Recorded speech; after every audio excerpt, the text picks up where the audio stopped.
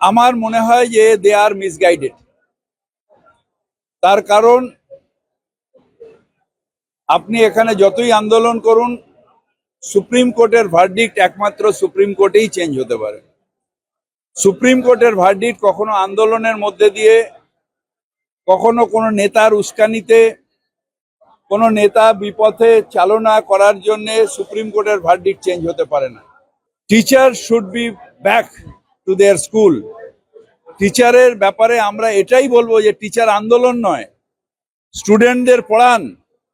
এবার কালকে যদি সুপ্রিম কোর্টে কোশ্চেন হয় যে এরা তো ক্লাসই করে না, এরা তো আন্দোলন করে, তো স্টুডেন্টদের তো এমনি ক্লাস হচ্ছে না, তখন আমাদের যে লয়ার তারা বিপদে পড়ে যাবে।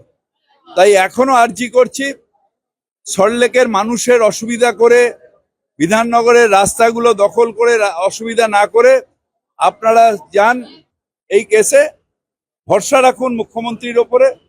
সুপ্রিম কোর্টের রায় আন্দোলন দিয়ে চেঞ্জ করা যায় না। সুপ্রিম কোর্টের রায় সুপ্রিম কোর্টেই প্লি করে, তাদের আর্জি করে সেখানেই রিভিউ পিটিশন